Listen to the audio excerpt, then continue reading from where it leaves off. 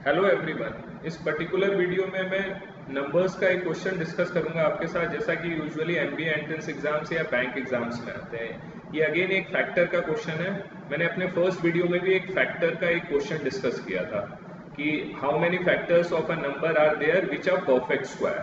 और इस केस में मैं कंसिडर करूंगा हाउ मेनी फैक्टर्स ऑफ, ये जो क्वेश्चन गिवन है, how many factors of 2 raise to the power 4 into 5 cube into 7 raise to the power 4 are odd numbers.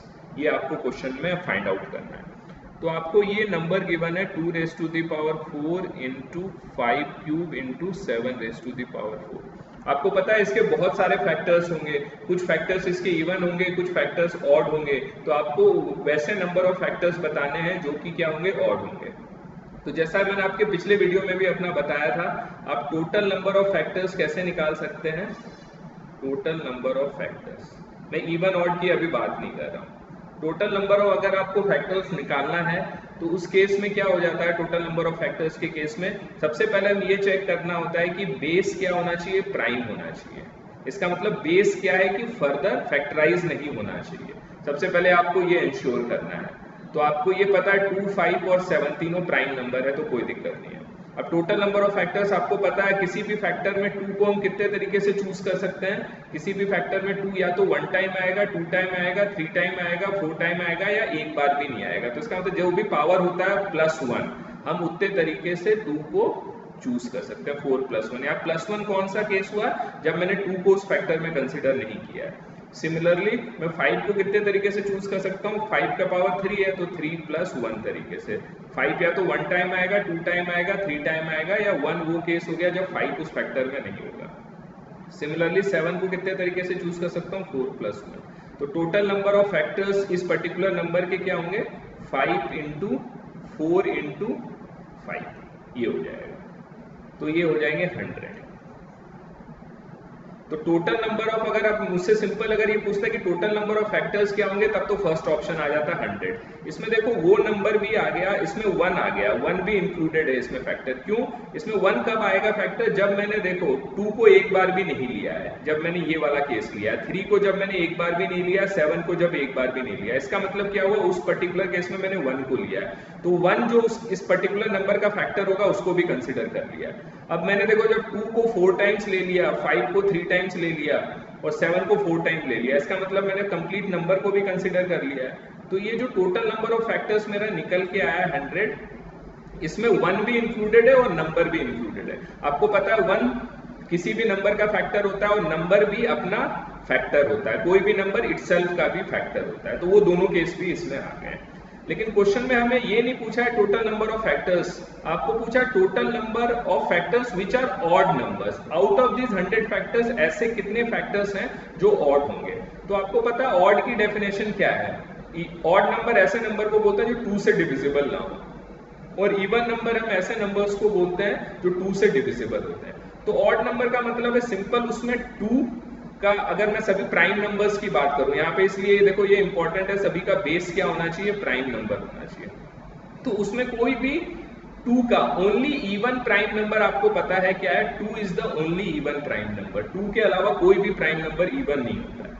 तो अगर आपको इस पर्टिकुलर नंबर के ऐसे फैक्टर्स चाहिए जो कि ऑड हो, तो आपको पता है उसमें सिर्फ 2 का फैक्टर नहीं होना चाहिए। आपको ये नंबर जो गिवन है, अगेन मैं लिख रहा हूँ 2 raise to the power 4 × 5 cube × 7 raise to the power 4। आपको पता है अगर 5 का कोई भी फैक्टर आ जाए, मतलब उस पर्टिकुलर फैक्टर में 5 एक बार आ जाए, 2 बार आ जाए, 3 बार आ जाए, कितनी बार भी आ जाए, उससे वो नंबर कभी इवन नहीं बन सकता। उसी तरह 7 का भी कितना भी टाइम्स आ जाए, 7 1 टाइम्स आ जाए, 2 टाइम्स आ जाए, 3 टाइम्स, 4 टाइम्स, कितने बार भी आ जाए, वो कभी भी 7 ये नंबर इवन नहीं बन सकता। इवन बनेगा कब, जब उसमें 2 का कोई भी फैक्टर आ जाए, मतलब 2 एक बार भी आ जाए तो वो इवन हो जाएगा। इसलिए मुझे 2 का फैक्टर को कंसिडर ही नहीं करना है, बिकॉज मुझे नंबर वैसे फैक्टर्स बताने जो ऑड नंबर है। तो अगेन ये बिल्कुल सेम कॉन्सेप्ट अब मैं इसको अप्लाई कर सकता हूँ यहाँ पर। बहुत इजी क्वेश्चन हो गया है। अब मैं 5 को किसी भी फैक्टर में 2 रेज़ टू पावर 4 को तो कंसिडर नहीं करना है, 5 को किसी भी फैक्टर में कितने तरीके से चूज कर सकता हूँ, 3 + 1। या तो 5 एक बार हुआ, 2 बार सेलेक्ट हुआ, 3 बार हुआ, या एक बार भी नहीं हुआ। सिमिलरली 7 को कितने तरीके से सेलेक्ट कर सकता हूँ, 4 + 1 टाइम 7 हुआ, 2 टाइम्स हुआ, 3 टाइम्स हुआ, 4 टाइम्स हुआ, एक बार भी नहीं हुआ।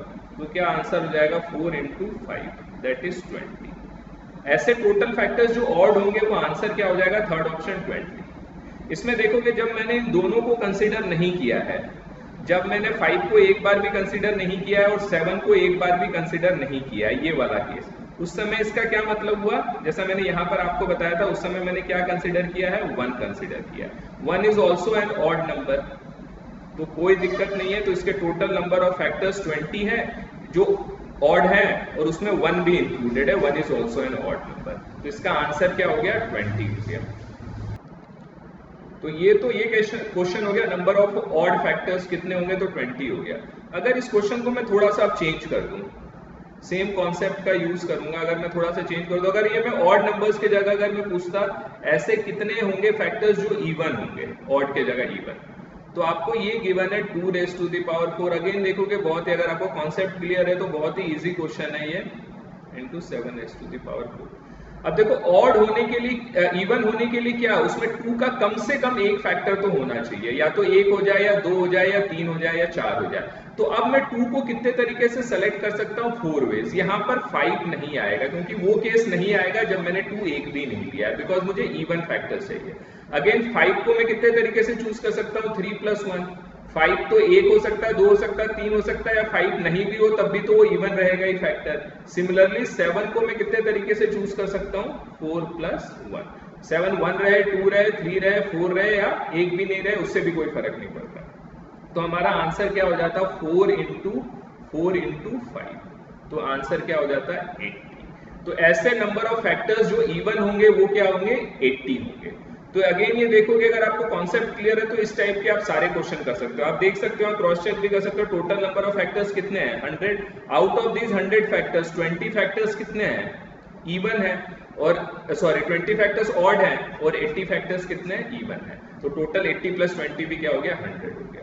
तो आप ऐसे कॉन्सेप्ट को यूज करके आप फैक्टर्स के सारे क्वेश्चन कर सकते हो। तो अगर आपको ये वीडियो पसंद आया हो और आप मेरी वीडियोस के साथ जुड़े रहना चाहते हैं कि जब भी मैं कोई वीडियो अपलोड करूँ आपको उसका नोटिफिकेशन मिलता रहे, तो आप मेरे चैनल को सब्सक्राइब करें।